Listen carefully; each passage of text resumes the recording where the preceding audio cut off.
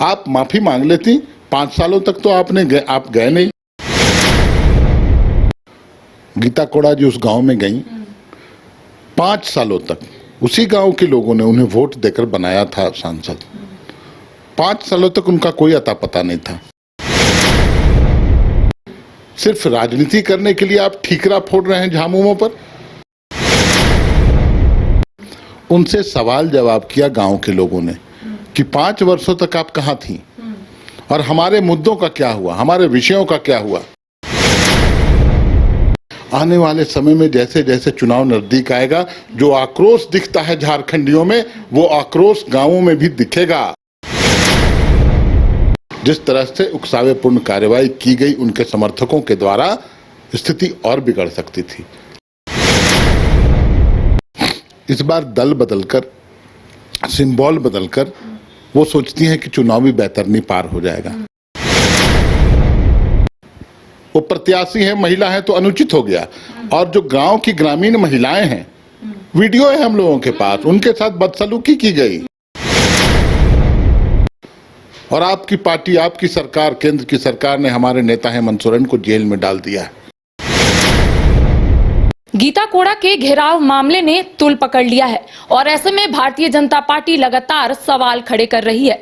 BJP के प्रदेश अध्यक्ष बाबूलाल मरांडी ने झामुमो पर आरोप भी लगाया है। आज इसी पर बातचीत करेंगे। हमारे साथ मौजूद है झामुमो के नेता मनोज पांडे। बातचीत करेंगे कि जिस तरीके से गीता कोड़ा जनसंपर्क यात्रा के लिए निकली थी, जब वो मोहनपुर गाँव पहुंचती हैं तब ऐसा माना जा रहा है कि ग्रामीण उग्र हो जाते हैं, लेकिन जिस तरीके से गीता कोड़ा का जो बयान सामने आया है, उनका कहना है कि झामुमो के कार्यकर्ता थे। इसके साथ ही बीजेपी का भी आरोप है कि झामुमो की ओर से इन तमाम चीजें जो है वो कराई गई है। इसको किस रूप में ले रहे हैं? देखिए, सामने संभावित अगर करारी शिकस्त हो, पराजय हो, तो मानसिक स्थिति गड़बड़ हो जाता है भाजपा नेताओं का। उनको दिख रहा है कि क्षेत्र में क्या आक्रोश है। जो घटनाक्रम है, जहां तक मुझे जानकारी है, गीता कोड़ा जी उस गांव में गई, 5 सालों तक उसी गांव के लोगों ने उन्हें वोट देकर बनाया था सांसद। 5 सालों तक उनका कोई अता पता नहीं था। इस बार दल बदलकर, सिंबल बदलकर वो सोचती हैं कि चुनावी बेतरनी पार हो जाएगा। उनसे सवाल जवाब किया गांव के लोगों ने कि 5 वर्षों तक आप कहां थी और हमारे मुद्दों का क्या हुआ, हमारे विषयों का क्या हुआ। और आपकी पार्टी, आपकी सरकार, केंद्र की सरकार ने हमारे नेता हेमंत सोरेन को जेल में डाल दिया है। आप किस मुंह से वोट मांगने आई हैं? उसी दरमियान उनके साथ जो कुछ लोग थे, जिसका वीडियो भी है, उन लोगों ने धक्का मुक्की किया आदिवासियों के साथ, वहां के ग्रामीणों के साथ, अपशब्द बोले और तीर धनुष जो पारंपरिक हथियार होता है उसको तोड़ दिया। अब किसी आदिवासी के हाथ से तीर धनुष को लेकर आप तोड़ देंगे, जो पारंपरिक हथियार है, उनकी अस्मिता की परिचायक है। आप वहाँ, मुझे लगता है बहुत संयम से काम लिया है गांव वालों ने। जिस तरह से उकसावेपूर्ण कार्रवाई की गई उनके समर्थकों के द्वारा, स्थिति और बिगड़ सकती थी।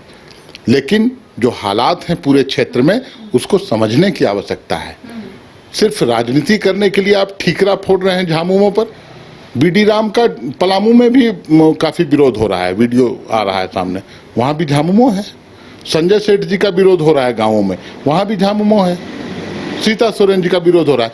आने वाले समय में जैसे जैसे चुनाव नजदीक आएगा, जो आक्रोश दिखता है झारखंडियों में, वो आक्रोश गांवों में भी दिखेगा। हम लोग भरसक प्रयास कर रहे हैं कि संयमित रहें लोग, राजनीति तरीके से राजनीति हो, स्वस्थ तरीके से। मनोज जी, आपको नहीं लगता एक महिला कैंडिडेट के साथ कुछ इस तरीके की घटना होना, अगर जनसंपर्क यात्रा से वो लोगों से जुड़ना चाहती हैं, लेकिन जो वीडियो सामने आया है कि पारंपरिक हथियार के साथ ग्रामीण जो है वहां पर पहुंचते हैं, उग्र हो जाते हैं। हालांकि गीता कोड़ा ने झामुमो का नाम यहाँ पर लिया, तो क्या लगता है कोई महिला कैंडिडेट के साथ अगर कुछ इस तरीके का घटना घटता है तो झामुमो इसको किस रूप में ले रहा है? अगर गांव की ग्रामीण महिलाओं के साथ उनके समर्थक अमर्यादित व्यवहार करें, गाली गलौज करें, धक्का मुक्की करें, तो क्या वो उचित है? वो प्रत्याशी है, महिला है तो अनुचित हो गया। और जो गांव की ग्रामीण महिलाएं हैं, वीडियो है हम लोगों के पास, उनके साथ बदसलूकी की गई, वो उचित था क्या? आपने उकसावेपूर्ण कार्रवाई की। आप उनके आक्रोश को आप जब आपने देखा तो उनसे बातचीत होनी चाहिए थी। आप माफी मांग लेती। 5 सालों तक तो आप गए नहीं। 1.5 घंटे तक बंधक बनाना किसी महिला कैंडिडेट को कहाँ तक उचित है?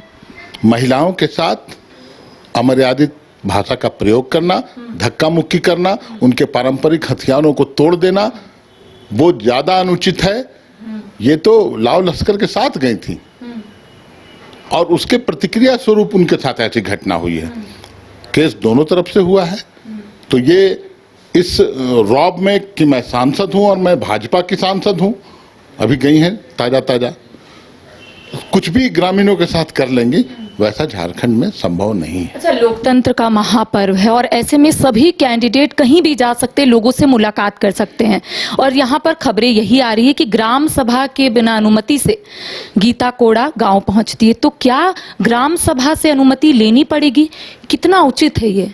क्योंकि अगर कोई कैंडिडेट लोगों से जुड़ना चाहता है, मिलना चाहता है, तो क्या ग्राम सभा से अनुमति लेनी पड़ेगी कोई कैंडिडेट को?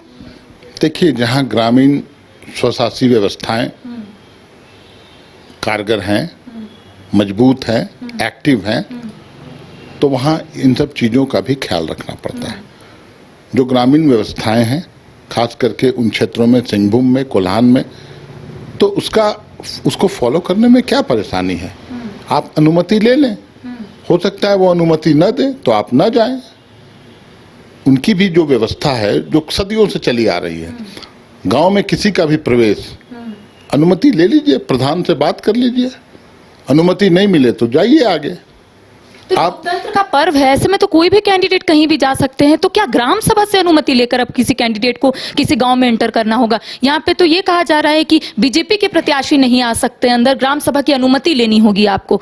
तो क्या यहाँ पर पार्शियलिटी तो हो रहा है ना कि बीजेपी के प्रत्याशी होंगे तो ग्राम सभा से अनुमति लेनी होगी? देखिए, आप ग्राम सभा की अनुमति को अनुचित मान रही हैं, लेकिन ये परिस्थितियां क्यों पैदा हुई उस पर भी चर्चा आवश्यक है। आप इस झारखंड में, झारखंड के मसीहा, हम सभी लोगों के हीरो, नायक, आंदोलनकारी का बेटा, माटी पुत्र है हेमंत सोरेन, उसको बेवजह आप जेल में डाल दिए। बेवजह, कोई आरोप नहीं, सिर्फ इसलिए कि राजनीतिक जनाधार बहुत मजबूत है, सिर्फ इसलिए कि वो जेल के बाहर रहेगा तो एक भी सीट, एक भी कमल नहीं खिल पाएगा झारखंड में। ये अनुचित है, ये गलत है, उनकी भावनाओं को चोट पहुंचा है। सरहुल के पूरे जुलूस में आपने देखा किस कदर जन भावनाएं आक्रोशित हैं। उस पर चर्चा करिए पहले। लेकिन जो पारंपरिक व्यवस्थाएं हैं, जो माझी परगना, पढ़ा राजा, माझी परगनैत, ये सब की जो व्यवस्था है, उसको आप नहीं तोड़ सकते।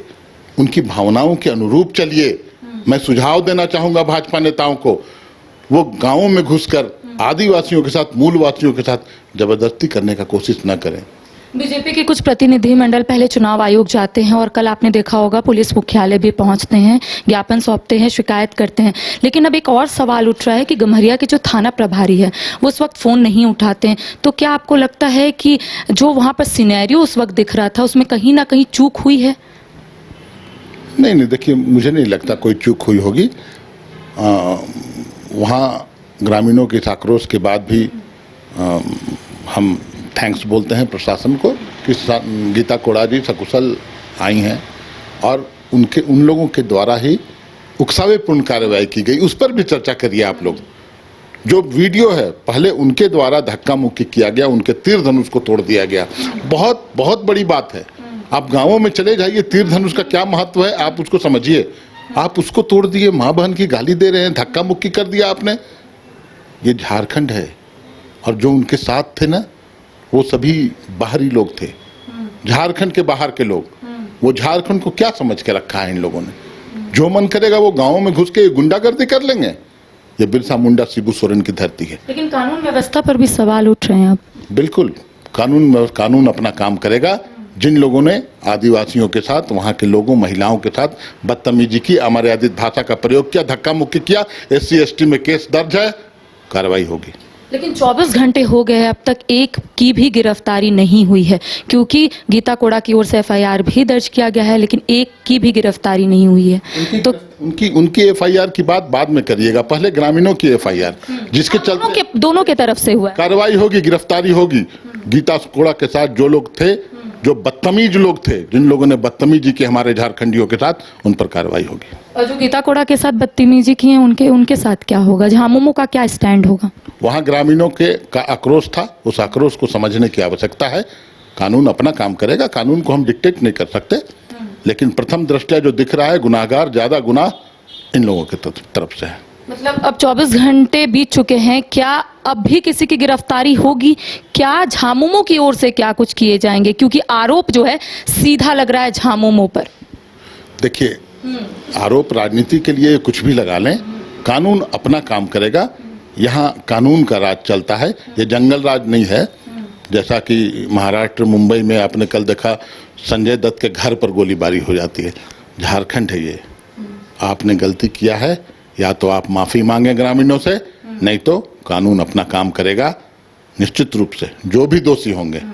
लेकिन प्रथम दृष्टया जो दिखता है, दोषी ज्यादा ये लोग हैं, इन लोगों ने उकसाया है, प्रतिक्रिया स्वरूप जो भी बातें हुई हैं। मतलब आपका कहना है गीता कोड़ा को माफी मांगनी चाहिए, चीजें ठीक हो जाएगी? बिल्कुल माफी मांगनी चाहिए, माफी मांगने से कोई छोटा नहीं होता।